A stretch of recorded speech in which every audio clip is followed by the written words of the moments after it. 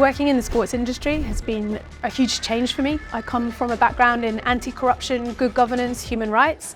So for me to try to apply some of those principles into the sports sector has been a real challenge in some ways, but it also shows how much opportunity there is to help progress the sports sector and to make it more meaningful for all populations, not just one slice of the population. That's what I've been trying to do, and it's a massive challenge every day, but very exciting.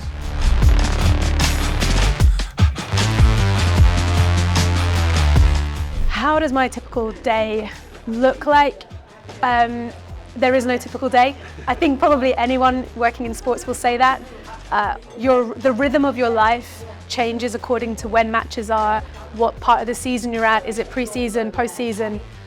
So nothing is typical, but it can be a mix of things as high level as being at a board meeting at Wembley with the FA, designing a strategic vision or developing the business plans, all the way through to working with the pathway teams to make sure that they know where they're going at the weekend because a coach has dropped out or has another commitment.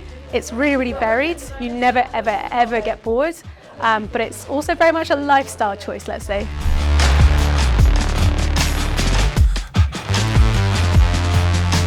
I think that ultimately you need to figure out who you are as a person first, that you have to figure out what drives you, what motivates you, what your principles are, because those are the things that are going to keep you strong when promotions or relegations hit you in the face, when you lose money, when you win money. You still have to have your guiding North Star. You have to think about the principles and the values that you are going to pour into where you're working, and also where you're working has to embody those values as well, especially when you're at a senior level. There is no point being in a place that doesn't align with what you believe in. And so I think you need to figure that out first before you can then start thinking about how to improve or grow or develop or change.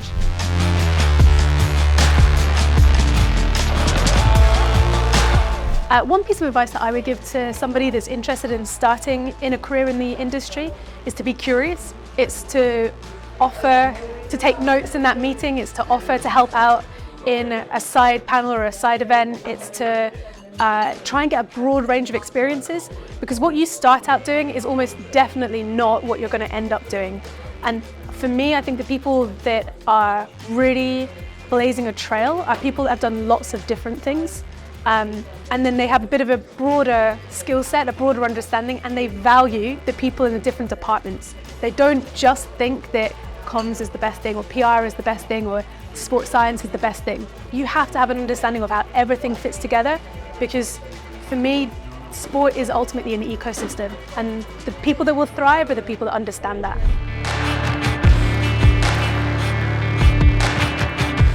Something that's really important for me when I'm trying to figure out how to learn something or to develop a new skill is to identify who's doing it way better than I am, or who understands it. I think there's lots of things you can read if you've got the attention span. I think there's lots of things that you can learn and develop online. But for me, finding out those leaders and not being afraid to go and just ask them questions, to approach someone. I find that a lot of people in the sports industry are very, very, very open to sharing. So if you can tap into that willingness to share, then I think you can learn very, very quickly and build your network very quickly as well.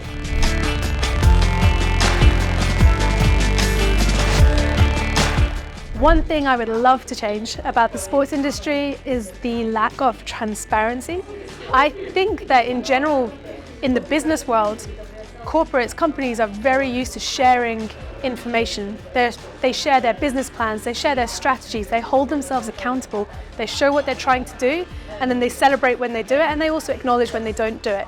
Sports world is a little bit more secretive, with a lot more decisions going on behind closed doors, and I think that we could really advance the sports sector if we were a lot more willing to share, be transparent, show the goals, and be very much more willing to collaborate with competitors, which I know sounds counterintuitive, but I think is what's going to take us forward a lot quicker.